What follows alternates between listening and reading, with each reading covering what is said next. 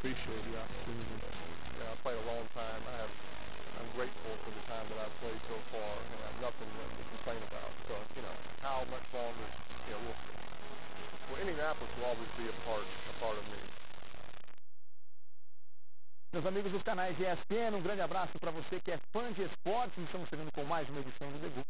Como você viu aí, vai ter como assunto principal o fim da era Peyton Manning em Indianapolis Colts depois de 14 temporadas, para debater esses e outros assuntos relacionados aos esportes americanos pela próxima meia hora. Estão aqui comigo mais uma vez o André Cury. Tudo bem, André? Tudo bem, André? Tudo bem. Bom, tudo segue em férias, então a gente tem a alegria de receber também aqui o Eduardo Agra. Tudo bem? Bem-vindo mais uma vez. Você sabe, né, a gente está num cenário novo, um cenário que conta com a sua colaboração, e nós temos 2 uniformes para mostrar para você de times de beisebol americanos do Brasil que mandaram material para a gente. Vamos ver qual é o primeiro que a gente tem para mostrar aí. É a camisa do Farrapos, ó, o pessoal de beisebol de Porto Alegre. O Farrapos Beisebol mandou para cá o seu uniforme e também a camisa do SP Spartans, aí à direita do vídeo, a equipe do futebol americano de São Paulo. Se você quer ver a equipe, o uniforme da sua equipe, a flâmula, o capacete, no nosso cenário, mande o material para o endereço que aparece no vídeo. Rua Piracicaba, número 175, bairro do Sumaré, o CEP é o 01254-05. Olhe na tela para conferir os destaques do debut no Table de hoje. Na NFL, Peyton Manning se despede dos Colts após 14 temporadas.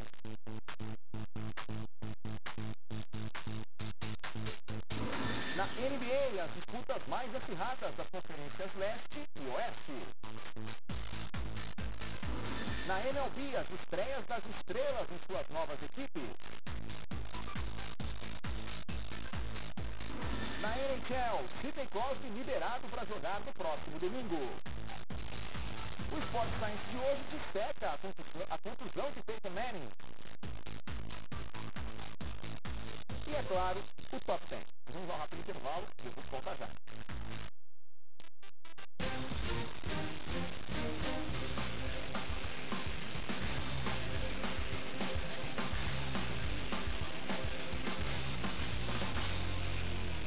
I know that you're going to have friends over, 4 or 5 friends tops. My car is off limits. There's a little guy in the oven. Want somebody? Projeto Cine, 16 de março nos cinemas. Domingo, você vai precisar de 3 televisores ou trocar a pilha do controle remoto. Serão 3 grandes jogos às 11 da manhã. O Manchester City na ESPN, o rival United na ESPN Brasil e o Milan na ESPN HD. O melhor do futebol internacional está nos canais ESPN. Onde mais?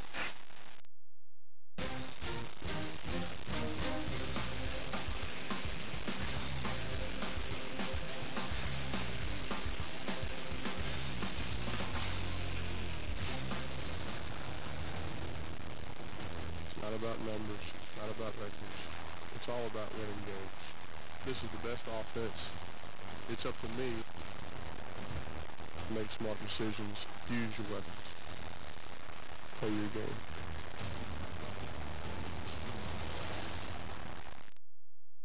Estamos de volta com o debut no Table para debater o principal assunto da semana nos esportes americanos, o fim da parceria entre Peyton Manning e Indianapolis Colts depois de 14 temporadas. Para a gente entender um pouco melhor o que o Peyton Manning representa para a NFL, olhe na tela para conferir alguns números. 141 vitórias como titular, ocupando o 4º lugar no ranking histórico da NFL. Com seus passes, fez o seu time avançar quase 55 mil jardas. Foram 399 passes para touchdown e por 4 vezes foi o MVP, o jogador mais valioso da NFL, o que ninguém mais conseguiu. Além disso, 2 presenças no Super Bowl e um título. Peyton Manning deixando o Indianapolis Colts depois de 14 temporadas. A gente vem falando sobre isso durante muitos meses, né, André? Da dificuldade para essa decisão ser tomada, e ela tinha que ser tomada até a última quinta-feira, porque senão o Peyton Manning ia ganhar um bônus de 28 milhões de dólares e o Dinho optou por abrir mão do caminho de fundo. Isso aí. Se a gente partir do pressuposto que a decisão ia ser tomada mesmo, todos os sinais nas últimas semanas, nos últimos meses, indicavam exatamente que o Peyton Manning para surpresa de muita gente, seria dispensado pelo único time que ele defendeu na sua carreira e sendo o jogador responsável pelos momentos de glória que esse time viveu. Os Colts tinham, poucos dias depois do Super Bowl, para anunciar a decisão que tomaram. O fato deles aguardarem até o último dia era a clara indicação de que a decisão era de cortar o jogador. Né? Nesse período todo, podendo anunciar uma reestruturação de contrato, vai pagar o bônus, ele vai ficar aqui mais 4 anos e tudo mais. No final das contas, acaba sendo uma decisão simples até. Se você resolveu que um jogador jovem, um quarterback jovem, é o futuro do seu time, a noção de se despedir do quarterback que você tem hoje é óbvia. Se esse quarterback passou por 3 cirurgias no pescoço nos últimos tempos e perdeu uma temporada inteira, isso só facilita a decisão. Acontece que existem uma série de outras circunstâncias, existe uma série de outras circunstâncias resolvidas. O jogador é, como a gente mostrou ali, uma lenda viva. Agora, pagar os 28 milhões para ele e pagar mais uns 26 milhões que o Luck ou o Griffin vão custar, sendo que você já sabe que é ele que vai jogar. E tem um outro fator que é o fator gratidão, né, que também foi colocado na mesa na hora de discutir a permanência ou não do Peyton Manning em Indianápolis. A gente tem alguns números do Indianapolis Colts antes e depois do Peyton Manning para dar uma ilustrada nessa situação. Sem o Peyton Manning, nenhuma temporada de 10 ou mais vitórias, ali nos 20 anos anteriores a ele. Desde que o time foi para Indianápolis, desde que saiu de Baltimore e foi para Indianápolis. Apenas 3 aparições nos playoffs e 19 quarterbacks titulares antes da chegada do Peyton Manning ao Indianapolis Colts. Desde 98, 11 temporadas com 10 ou mais vitórias, número igual de aparições nos playoffs, só o Peyton Manning como titular, 2 aparições no Super Bowl, com a conquista do título do Super Bowl 41 em cima do Chicago Bears. A pergunta que fica agora, Eduardo Agra, é para onde vai o Peyton Manning, qual o futuro dele, porque afinal de contas, mesmo sem a gente ter certeza, nesse momento em que ele vai ter condições de jogar em outro nível, tem muito time interessado no Peyton Manning. Aí é claro que a questão maior é a parte física, como ele vai estar fisicamente. Né? Agora, aqui seria óbvio, um cara vencedor como ele foi. Comandou a equipe até o ano anterior de ter a conclusão da forma como comandou. Com os números que sempre teve, porque foi sempre um cara muito consistente, né? Além de tudo isso. Então, eu acho que seria natural que aparecessem muitos candidatos, apesar de que alguns deles que vão tentar investir vão correr um certo risco no que diz respeito à saúde do Peyton Manning. Hoje, André, não existem elementos que garantam que o Peyton Manning vai voltar a ser aquele grande jogador de um dia. Seria uma aposta. Como o New Orleans Saints apostou no Drew Brees em 2006, o Drew Brees era dado como acabado com o futebol americano, e o Drew Brees talvez seja o melhor jogador ofensivamente falando da NFL nos últimos 5, 6 anos. O New Orleans Saints fez uma aposta sem saber o que o Drew Brees ia entregar e acabou dando certo. Pode acontecer a mesma coisa com o Peyton Manning, mas é um risco. Mas eu não acho que ele vai receber uma proposta, quando ele anunciar o time para onde ele vai, eu não acho que nós vamos ouvi-lo falar de um contrato cheio de cláusulas de incentivo, se você completar tantos jogos você vai ganhar mais, se você der tantos passos. Aquelas cláusulas que fazem a gente duvidar que o time está realmente convencido, é realmente uma aposta. Eu acho que não. Ele tem muito poder de barganha. Ele é um dos melhores quarterbacks da história. Quem contratá-lo vai contratá-lo por um dinheiro muito grande e um dinheiro garantido. Onde você gostaria de ver o Peyton Manning? Fala-se tanto, né? Assim, se eu pudesse escolher, eu colocaria no New York Jets, que precisa de um quarterback, né? Que vá levar o time onde a torcida e os dirigentes querem. Já imaginou a fumaça? 2 Manning na mesma cidade, comandando os 2 times de Nova York, onde tudo que acontece ganha uma noite de aumento. Agora, o Miami Dolphins faz todo sentido. Sem dúvida, o Miami seria um ótimo lugar, ele gosta, tem casa lá em South Beach, né? O Peyton Manning, a família provavelmente seria também muito bom. E é um time que precisa voltar a ter aqueles times que sempre ganharam, que sempre foram vencedores, né? Da época do Don Shula e do Dan Marino. Inclusive, essa semana eu vi, o Dan Marino é amigo, é bem conhecido do Peyton Manning. É o ídolo de infância. Exatamente, está fazendo aí uma campanhazinha, inclusive com o Peyton Manning, que está passando essa temporada em Miami e off-season. Faria todo sentido.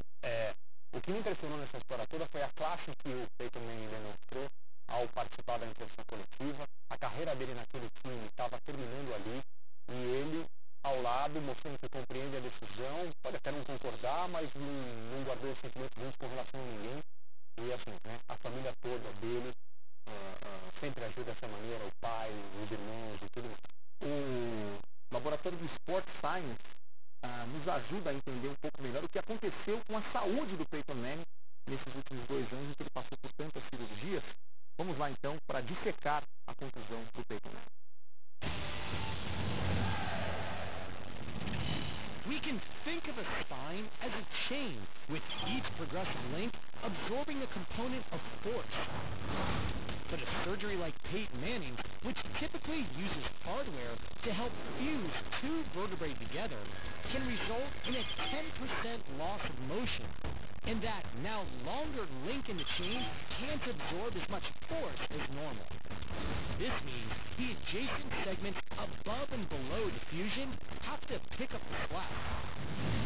Because of these added stresses, 30% of people who have this surgery require another operation within 10 years. In Manning's case, the surgery was considered successful, and the vertebrae have fused together. But the ongoing issue is the C7 nerve root, which runs from the neck into the shoulder. Pinching pressure on this nerve led to his initial shoulder pain, and post-surgery, the damaged nerve will take a long time to regenerate. But once the nerve is fully healed, the triceps will begin to respond to rehabilitation, and he should regain full throwing strength. A study of NFL players who had the same surgery found that more than 70% returned to the field, and Manning has been cleared by his doctors to play again. If and when Manning does come back, his only issue will probably be a slight loss of flexibility. Even once he's fully healed, Peyton Manning will certainly have to weigh the risk he's willing to take after this 3rd operation on his spine. For ESPN Sports Science, I'm John Brinkus. Agora vamos aguardar para ver o que vai acontecer nas próximas semanas para que a gente conheça o futuro do Peyton Manning. Ele que lidera uma lista de free agents importantes que estarão no mercado aí. A gente separou os principais nomes de ataque para você dar uma olhada. Além do Peyton Manning, o Matt Flynn, quarterback de Green Bay, mas reserva, sempre que entrou, mostrou que tinha condição de jogar bem, está no mercado. O Alex Smith de São Francisco também. Os running backs, o Cedric Benson de Cincinnati e o Peyton Hillis de Cleveland são free agents, e entre os wide receivers, Vincent Jackson de San Diego, Reggie Wayne de Indianapolis e Mario Manning, peça tão importante no título do New York Giants. Quem não aparece nessa lista, mas está querendo mostrar que ainda tem gasolina no tanque, sem nenhum trocadilho, nenhuma brincadeira de uma voz com o pessoal de São Paulo, que viu uma semana complicada com relação aos combustíveis, mas quem quer mostrar que ainda tem condição de jogar na NFL é o Randy Moss.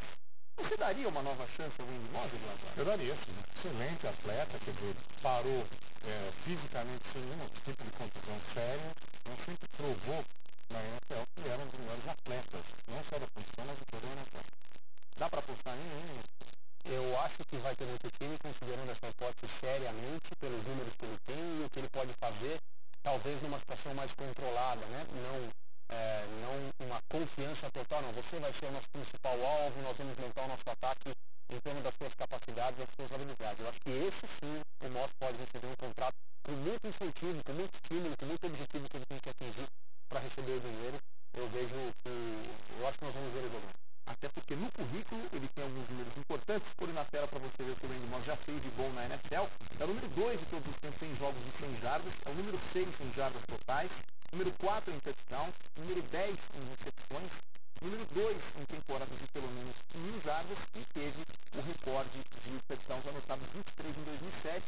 Embora naquela temporada o New England Patriots, do qual ele fazia parte, tenha perdido o título do Super Bowl. Agora, ele é de alta manutenção no vestiário. Alta manutenção. Tem que ter cuidado. Dá trabalho. Dá trabalho. Bom, alguns jogadores importantes renovaram contratos com seus times essa semana na NFL. Pôde na tela aí para você conferir quem renovou. O Arian Foster, 5 anos com os Texans, 43 milhões e meio de dólares para o ótimo running back. O Marshawn Lynch também renovou com o Seattle Seahawks, 4 anos, 31 milhões de dólares. O Marshawn Lynch, que é aquele running back que sobrevive, você não sabe como, ele continua na jogada e anota touchdown. 4, 5 jogadores do Philadelphia Eagles em cima dele, e o Marshawn Lynch vai sobreviver. Risco de linebacker. E o Steve Johnson renovando com o Buffalo Bills um contrato de 5 anos, 36 milhões de dólares.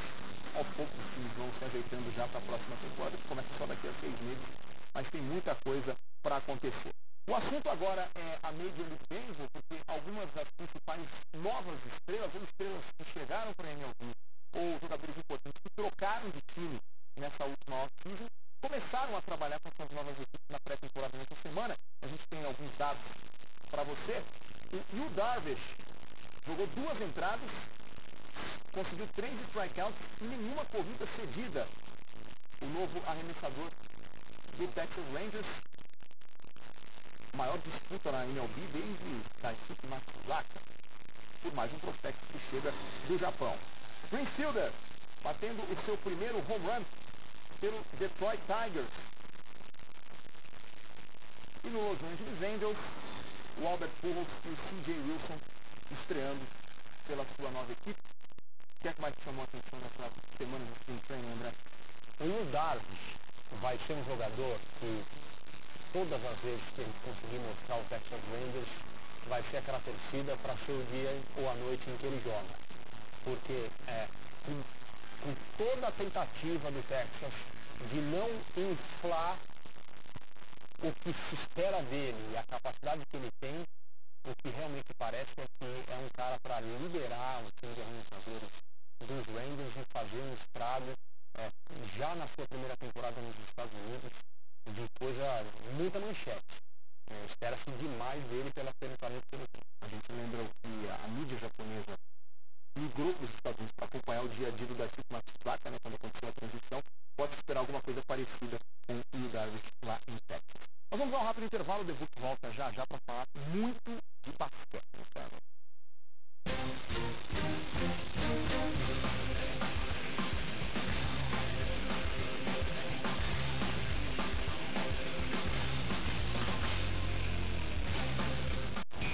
Os canais ESPN trazem para você as maiores seleções do rugby europeu.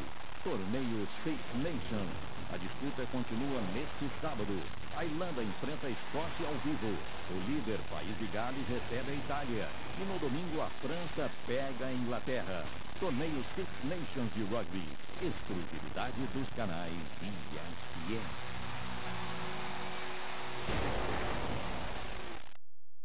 Six Nations. Oferecimento Bradesco. Presença lado a lado com o esporte brasileiro.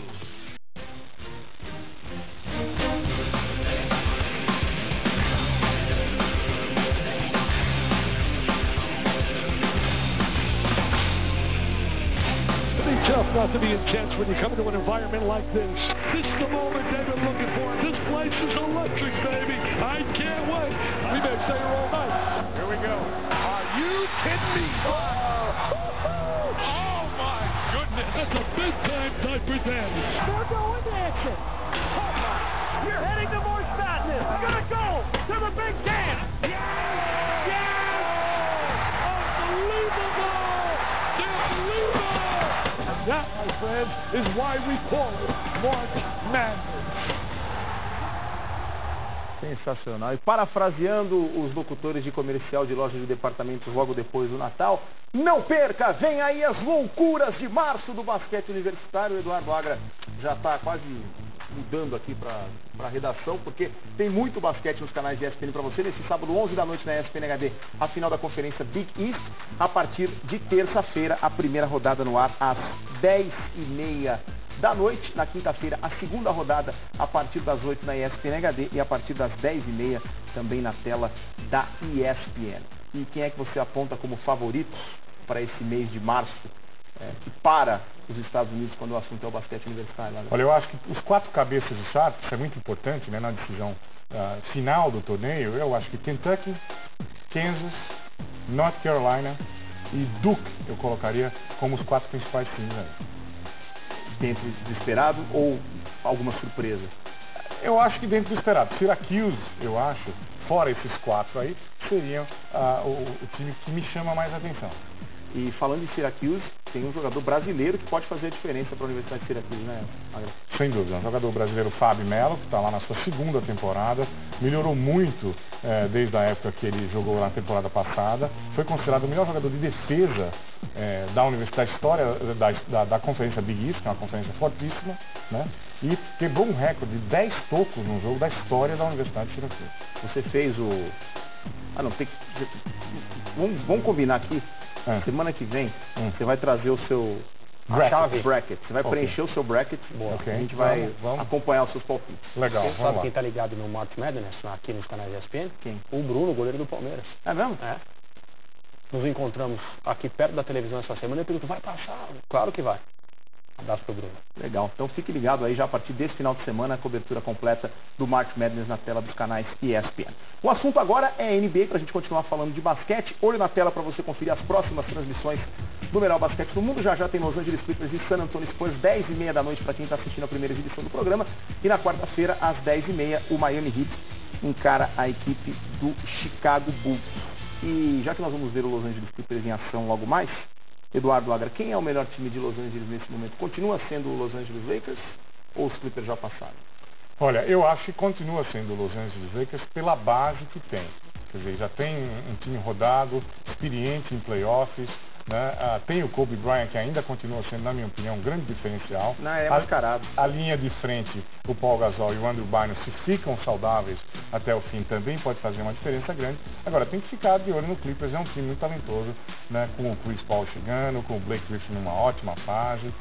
Teve aí o reforço do Kenyon Martin para ajudar embaixo da cesta. Então é um time que a gente tem que ficar de olho também. O Kobe que quebrou o nariz acidentalmente no Jogo das Estrelas e que nem por isso parou de jogar, hein, André? Nem por isso. Será que foi acidentalmente? Foi sim, né?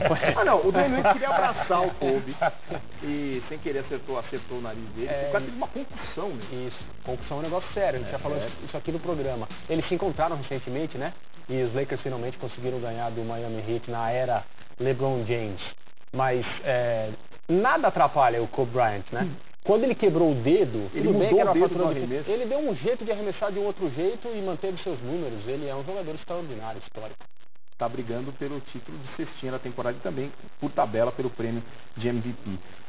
Queria chamar a atenção para um outro assunto aqui ligado à NBA. Queria que você falasse sobre isso, Agra. O Philadelphia 76ers aparecendo bem e brigando com o Boston Celtics pelo título da divisão. Sem dúvida, um time jovem, muito bem treinado pelo Doug Collins, que é um técnico muito experiente.